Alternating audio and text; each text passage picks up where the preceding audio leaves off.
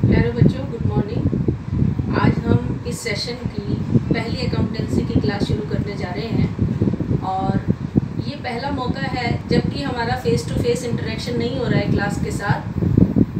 नहीं तो पिछले हर साल में ऐसा ही होता था कि हम पूरी क्लास के साथ इंट्रोड्यूस कराते थे अपने आप को और बच्चों का भी परिचय लेते थे।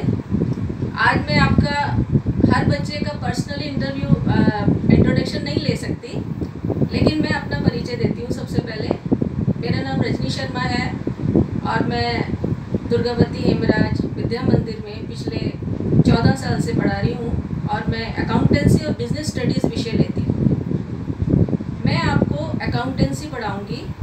अकाउंटेंसी में जैसा कि मैंने कल जब हमारी जूम मीटिंग हो रही थी तब मैंने आपसे बोला था कि अकाउंटेंसी की बेसिक टर्म्स मैं आपको बताऊँगी, जबकि अकाउंटेंसी में जो पहला चैप्टर है वो है इंट्रोडक्शन टू अकाउंटिंग। तो बेसिक टर्म्स भी मैं आपको बताऊंगी। इसमें जो पहला चैप्टर है उसमें इंट्रोडक्शन टू अकाउंटिंग में मैं पहले आपको अकाउंटिंग का मीनिंग बता देती हूँ। अकाउंटिंग का मतलब होता है बच्चों कि जितनी भी बिजनेस में ट्रांजेक्शन होती हैं, बिजनेस का मतलब आप सब जानते हैं, जिसमें कि एक व्यक्ति सामान को खरीदता है, परचेज करता है, उसको बेचता है और पैसे कमाता है।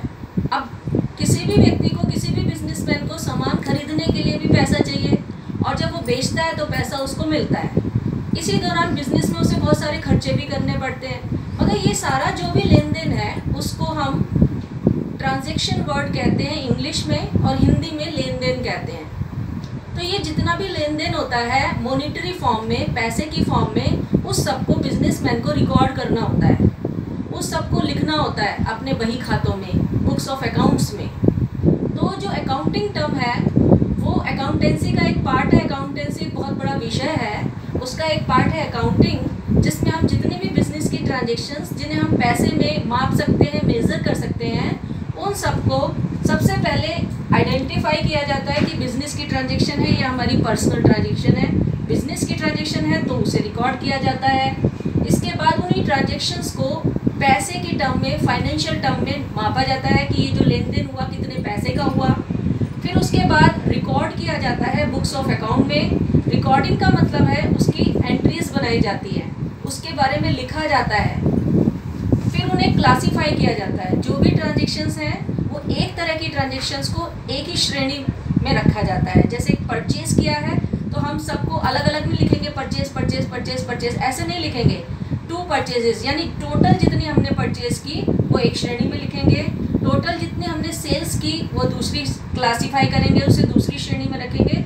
इसी तरह से और भी बहुत सारी ट्रांजेक्शन्स को सबको अपनी अपनी एक कैटेगरी में डिवाइड कर देंगे क्लासिफिकेशन के अंदर। इसके बाद बात आती है समराइजिंग। समराइजिंग का मतलब है जो भी हमने ट्रांजेक्शन्स की हैं, जिन्हें हमने क्लासीफाई किया है, उसके बारे में समरी लिखना, उसके बारे में बताना। जैसे कि हम इंग्लिश में पढ़ते हैं, पोएम पढ़ा दी मैडम ने और उसकी समरी होती है, छोटे में उसकी शॉर्ट फॉर्म में लिखना।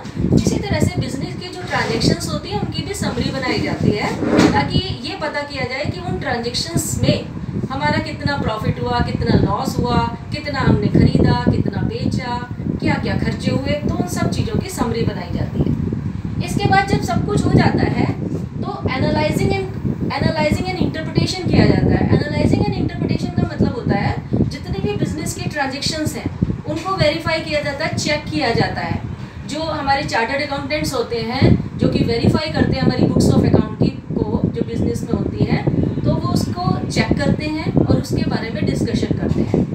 उसके बाद जब पूरी बुक्स ऑफ अकाउंट बन जाती है, चेक भी हो जाती है, तो उन सारे डाटा को, जो भी बिजनेस की ट्रांजेक्शन्स हैं, कितना हमने कमाया या जो भी डिटेल्स हैं अकाउंटेंसी के, वो कम्युनिकेट किए जाते हैं एक सिग्निफिकेंट मैनर में, अच्छे तरीके से मनी के टर्म्स में उन लोगों को बताए जाते हैं, उन लोगों को कम्युनिकेट किए जाते हैं जिनको अकाउंटिंग की इंफॉर्मेशन की ज़रूरत होती है। तो ये तो पूरी एक अकाउंटिंग की मीनिंग आता है। और जो अकाउंटिंग के मीनिंग में वर्ड्स आए हैं जैसे identifying, measuring, recording, classifying, summarising, analysing, communicating, ये सारे वर्ड ही इसके एट्रीब्यूट्स भी बनाते हैं और इसकी प्रोसेस का पार्ट भी होते हैं। जैसे कि मैंने यहाँ पर लिखा है अकाउंटिंग प्रोसेस, तो यहाँ देखिए अकाउंटिंग के प्रोसेस में जो पहला स्टेप है वो है आइडेंटिफाइंग बिजनेस ट्रांजेक्शन्स। बिजनेस की ट्रांजेक्शन्स को पहचानना, यानी कि जो हम खाते बनाएंगे, अकाउंट्स बनाएंगे, अकाउंटिंग करेंगे, उसमें केवल बिजनेस की ट्रांजेक्शन्स आनी चाहिए, हमारी पर्सनल ट्रांजेक्शन्स नहीं। ये पहला स्टेप है, उनको हमें पहचानना कि बिजनेस की ट्रांजेक्शन ही होनी चाहिए। दूसरी बात है कि जो भी हमने बिजनेस की ट्रांजेक्शन्स की हैं वो मॉनिटरी टर्म में होनी चाहिए, तो मेजरमेंट करना है उनका और उन्हें रिकॉर्ड करना। और जो रिकॉर्डिंग की जाती है उसे रिकॉर्डिंग को हम जनरल में करते हैं, JOURNAL, जनरल में सारी एंट्रीज को रिकॉर्ड किया जाता है। इसके अलावा अगर कोई उधार की लेन देन है, ट्रांजेक्शन्स हैं, तो उनके लिए सब्सिडरी बुक्स में रिकॉर्डिंग की जाती है, क्योंकि पूरे बिजनेस में कुछ ट्रांजेक्शन्स नकद की होती हैं और कुछ उधार की भी होती है।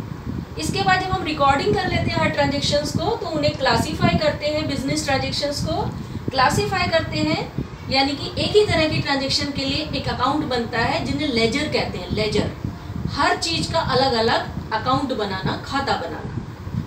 इसके बाद बात आती है समराइजिंग की, जो हमने क्लासिफाइड ट्रांजेक्शन्स किए हैं उनको समराइज करना। उनको समराइज करने के लिए हम ट्रायल बैलेंस बनाते हैं, trading account, profit and loss account और बैलेंस शीट बनाते हैं। उससे हमें समरी पता चलती है कि पूरी बिजनेस की ट्रांजेक्शन्स में जो भी बिजनेस किया है बिजनेसमैन में, उसको प्रॉफिट हुआ या लॉस हुआ, कितने खर्चे हुए, कितनी इनकम हुई, एट लास्ट उसकी फाइनेंशियल पोजीशन कैसी है, ये सब पता चलता है। इन सब चीज़ों के बाद जो CA होते हैं, चार्टर्ड अकाउंटेंट्स होते हैं, वो वेरीफाई करते हैं, इनको एनालाइज करते हैं और इनके बारे में इंटरप्रिटेशन करते हैं। सबसे लास्ट में जब पूरे अकाउंट्स बन जाते हैं तो जो इंफॉर्मेशन का जो लोग यूज़ करते हैं, चाहे वो फर्म के अंदर हो, बिजनेस ऑर्गेनाइजेशन के, चाहे बाहर हो, उन सबको वो इंफॉर्मेशन कम्युनिकेट की जाती है, पहुंचाई जाती है। अब कौन लोग हैं जो बिजनेस की इंफॉर्मेशन को यूज़ करते हैं? तो इंटरनल यूज़र जो बिजनेस के अंदर होते हैं और अकाउंटिंग इंफॉर्मेशन का यूज़ करते हैं, वो है जैसे बिजनेस के मालिक, ऑनर्स हो गए, मैनेजमेंट हो गई और एम्प्लॉइज़ हो गए। बिजनेस के मालिक ये जानना चाहते हैं कि हमें कितना प्रॉफिट, कितना लॉस हुआ है हमारे बिजनेस में। मैनेजमेंट ये जानना चाहती है कि कहीं हमसे ज़्यादा खर्चे तो नहीं हुई है, इनकम कम हुई है, या इनकम ज़्यादा हुई है तो किस वजह से हुई है, ताकि हम फ्यूचर में उन चीज़ों को लागू कर सकें। एम्प्लॉइज़ ये जानना चाहते हैं कि हमारी जो फर्म है, बिजनेस फर्म, उसमें कितना प्रॉफिट हुआ है, क्या हमारे आगे सैलरी बढ़ेगी या नहीं, हमारा आगे डेवलपमेंट होगा या नहीं, प्रमोशन होगा या नहीं। तो इन सब चीज़ों के लिए इंटरनल यूज़र्स होते हैं जो कि अकाउंटिंग इन्फॉर्मेशन चाहते हैं। इसके बाद कुछ एक्सटर्नल यूज़र्स होते हैं, जैसे बैंक्स हैं, गवर्नमेंट है, फाइनेंशियल इंस्टीट्यूशंस हैं और क्रेडिटर्स या सप्लायर्स हैं। बैंक्स इसलिए जानना चाहते हैं अकाउंटिंग इन्फॉर्मेशन, ताकि अगर बिजनेसमैन लोन लेने जाए बैंक से तो वो पहले उनकी प्रॉफिटेबिलिटी देखेंगे कि क्या इस बिजनेस हाउस ने पिछले सालों में या इस साल प्रॉफिट कमाया या नहीं, क्या इनकी क्रेडिटेबिलिटी है, उधार चुकाने की क्षमता है या नहीं। इसलिए बैंक ये इन्फॉर्मेशन लेना चाहता है। गवर्नमेंट इसलिए लेना चाहती है क्योंकि गवर्नमेंट को टैक्स लगाने होते हैं तरह तरह के, तो ये देखना चाहती है कि इस पर कितना टैक्स लगना है, तो इसलिए गवर्नमेंट को अकाउंटिंग इन्फॉर्मेशन की ज़रूरत होती है। फाइनेंशियल इंस्टीट्यूशन सेम वही, वित्तीय संस्थाएं जो कि पैसा उधार देंगी तो पहले ये देखेंगी कि क्या इनकी उधार चुकाने की क्षमता है या नहीं है। क्रेडिटर्स या सप्लायर्स वो लोग होते हैं जो उधार में माल देते हैं बिजनेस को, तो वो भी देखना चाहेंगे भाई हम आज उधार में माल दे रहे हैं कि क्या ये बिजनेसमैन हमारा पैसा चुका पाएगा या नहीं। इसीलिए इन सबको ज़रूरत होती है अकाउंटिंग इन्फॉर्मेशन की, इसीलिए अकाउंटिंग की जाती है।